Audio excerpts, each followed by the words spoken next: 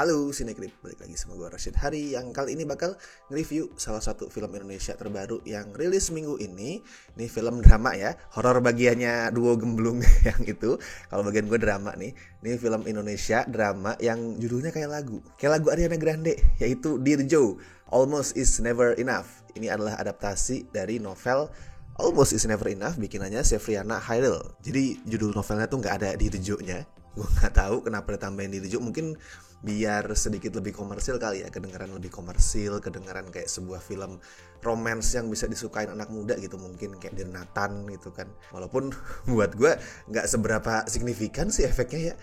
Maksudnya dengan ditambahin Dirjo ya terdengar sedikit lebih romantis, tapi nggak seberapa signifikan efeknya dan malah jadi kepanjangan judulnya anjir. Anyway, di luar persoalan judul tadi ya, Dirjo ini sebenarnya angkat topik yang lumayan menarik loh.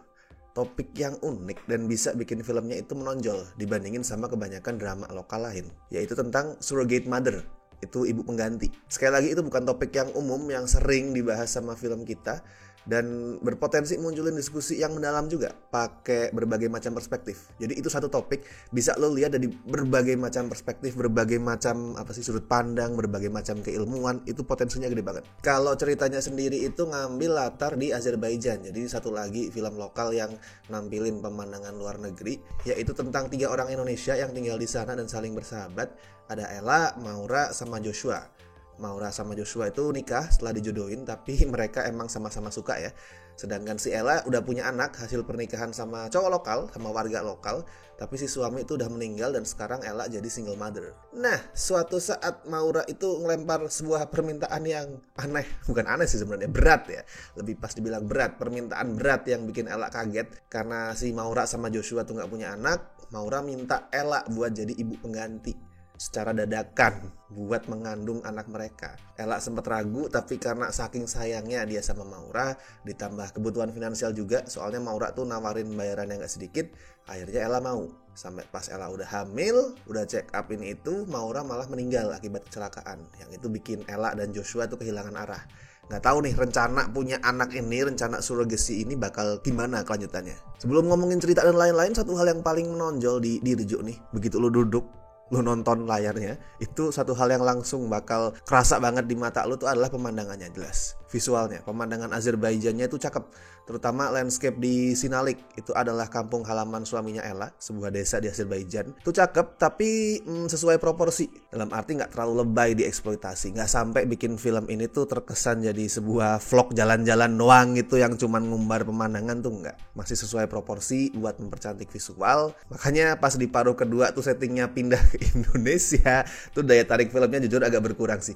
Kayak setelah ngeliat landscape Azerbaijan yang wah, pegunungan yang indah, alam, pedesaan yang cakep buat dilihat, terus lu pindah ke Jakarta, ke Indonesia yang ya udah kayak gitu tampilannya. Nah, kalau soal cerita, kayak tadi gue sempat bilang ya, banyak perspektif, banyak sudut pandang, banyak cabang keilmuan tuh bisa dipakai buat nge-explore perihal surrogate mother ini, ibu pengganti. Bisa lo lihat dari sudut pandang sosial, bisa lo lihat dari religi, dari psikis juga bisa. Misal gimana sih pergolakan individu yang mengandung dan kemudian ngelahirin anak yang kemudian bukan anaknya dia. Kasarnya dititipin anak, nah itu psikisnya gimana, itu bisa dibahas. Terus yang itu juga bisa nyambung ke urusan parenthood, yang mempertanyakan, oke, jadi ini sebenarnya yang lebih pas disebut orang tuanya siapa nih? Apakah yang nitipin atau yang dititipin? Mana yang lebih pas disebut sebagai orang tua? Mana yang kemudian ya let's say kasarannya lebih punya hak untuk merawat anaknya di luar urusan perjanjian dan lain-lain yang udah mereka sepakati ya. Itu bisa dari sudut pandang itu. Terus sampai gender juga bisa buat dibahas, yang munculin pertanyaan, apa iya nih perempuan yang gak bisa punya anak kemudian sampai harus pakai jasa surrogate mother itu layak disebut sebagai istri yang kurang sempurna. Nah itu bisa banget dibahas semuanya itu. Isu-isu itu bisa munculin diskusi-diskusi yang menarik. Asli, banyak banget jalan yang bisa dipakai buat ngolah topik ini. Tapi sayangnya naskah bikinannya Nataya Bagja sama Monty Tiwa, yang BTW juga jadi sutradara film ini ya. Monty juga jadi sutradara film ini, tapi nggak sendirian. Dia ngedirect bareng Lakonde. Itu mungkin buat penonton film sekarang agak kurang familiar sama namanya, tapi dulu dia tuh sempet bikin beberapa film di era 2000-an akhir. 2 deh sebenarnya, beberapa yang nggak banyak. Terakhir tuh tahun 2010 gue inget, itu dia bikin SKJ, Seleb Kota Jogja. Itu gue inget karena pada saat itu band SKJ 94 kan lagi ngetren banget di Jogja ya. Jadi gue masih inget namanya, Lakonde. Kalau sekarang sih seingat gue dia lebih banyak ngedirect FTV deh. Dan sekarang setelah 13 tahun akhirnya balik lagi ke layar lebar. Itu sedikit information. Nah, balik lagi ke naskahnya ya. Naskahnya tuh tadi cuma ngejadiin topik surrogate mother tuh kayak hiasan aja gitu, nggak kemudian berusaha munculin diskusi lewat banyak perspektif kayak tadi gue bilang. Cuman hiasan, pernak-pernik yang eksplorasinya dangkal. Well, malah di satu titik tuh ada pembahasan emang dari sisi religi. Sempat diomongin sisi religi pas karakternya Widyawati itu masuk yang jadi neneknya Joshua, tapi dimasuknya tuh maksa banget, dadakan banget, canggung, kayak itu loh, kayak obrolan yang numpang lewat dan kemudian nggak pernah nyatu sama gagasan besar ceritanya. Kayak udah, ini nggak nyambung, tiba-tiba datang, diomongin sekilas, hilang. Sama konklusinya nih yang gue agak sayang nih. Konklusinya tuh terlalu main aman. Gue gak akan spoiler, tapi konklusinya terlalu main aman. Gue sempet suka sebelum filmnya bener-bener kelar tuh kayak berani juga nih konklusinya, gak main aman. Gak lama kemudian muncul epilog yang jadi main aman.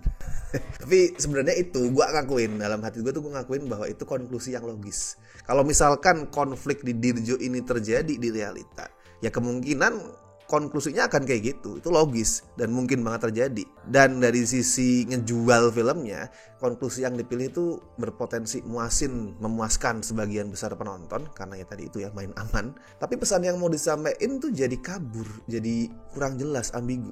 Itu sayang banget, soalnya akhirnya Dirjo dengan potensi yang gede tadi lewat tema yang unik, jadi nggak jauh beda sama kebanyakan drama romansa yang klise. Nah, tapi uniknya gini, film ini Dirjo tuh malah punya kelebihan di poin yang jauh lebih basic, yang jauh lebih mendasar, yaitu storytellingnya rapi. Di luar ada ini ya, montage yang kayak terlalu instan buat nandain titik balik kehidupan karakternya, itu doang sih buatku yang maksa. Di luar itu, overall penceritaannya Dirjo ini rapi. Ya, kayak banyak film drama yang naskahnya ditulis sama Monty Tiwa lah. Monty itu kan naskah dramanya rapi gitu, nggak banyak gaya-gayaan. Mungkin kalau dilihat sekilas tuh kayak klise, tapi enak diikutin, rapi. Karena Monty tuh paham banget struktur storytelling yang oke tuh gimana. Dengan formula yang gak terlalu diutak-atik, misal pakai formula 3 babak, first act, second act, third act, dia tuh tahu tetap yang rapi tuh gimana, yang bikin penonton tuh gak kemudian bentar, ini kenapa ada di sini, kesini lompat lagi tuh, dia tahu, rapi jadinya, enak diikutin. Sama aktingnya Anggika Bolsterli yang meranin Ella tuh juga nolong banget. Nah, ini nih loh, kalau lu ngebahas soal aktris Indonesia underrated, mestinya Anggika salah satu yang dimention. Soalnya kalau misalkan ada obrolan soal mana aktris Indonesia yang kelas 1 tuh, gue ngeliat Anggika sering gak diikutin gitu. Padahal dia tuh mau drama, mau komedi, selalu keren, selalu bagus. Dan di sini emang dia lebih banyak dituntut buat nangis ya. Tapi satu yang gue suka, Anggika itu bisa bikin semua tangisan tadi gak monoton. Gak kemudian dikit-dikit diulang-ulang terus, enggak kemudian asal teriak, gak kemudian asal bikin muka jelek orang nangis tuh enggak. Tapi dia bikin itu gak menonton, lebih punya varian, bisa lewat ekspresi, cara bicara, atau sebatas ngasih jeda. Lo perhatiin deh, dia tuh bisa ngasih jeda di antara misal lagi nangis, terus dia mau ngomong suatu kalimat, tapi karena orang nangis kan sesek ya, dia tuh kasih jeda, mungkin ngatur napasnya dulu, biar tenang dulu, baru lanjut ngomong. Nah, itu artinya dia tidak asal nangis. Dia tahu tuh, nangis tuh kalau di kehidupan nyata ya gak kemudian dengan gampang orang bisa ngomong. Dan itu dia olah bentuk-bentuknya. Jadi ada banyak versi nangisnya gitulah. Well, kalau skor buat Dirjo ya gue kasih 6 dari 10 lah. So ini solid, layak tonton. Sekali lagi kalau misalkan lu masih mau ngasih kesempatan, bisa lu tonton. Tapi mestinya bisa stands out, bisa ngasih perspektif yang lebih dalam soal topiknya yang unik itu. Alright, itu tadi dari gua. Tapi kalau lu ada yang udah nonton, silahkan bisa lu tulisin juga review lu, opini lu soal Dirjo. Apakah lu setuju sama gua atau enggak, bisa apapun itu. Feel free tuliskan di kolom komentar. Dan seperti biasa gue ingetin, jangan lupa like video ini, subscribe Cinecrip, dan bisa lu pengen ngebantu kami dengan kasih donasi seikhlasnya. As always gue ingetin, bisa lu klik tombol super thanks di bawah. Oke? So, gue Rashid Hari, sampai ketemu di review-review berikutnya.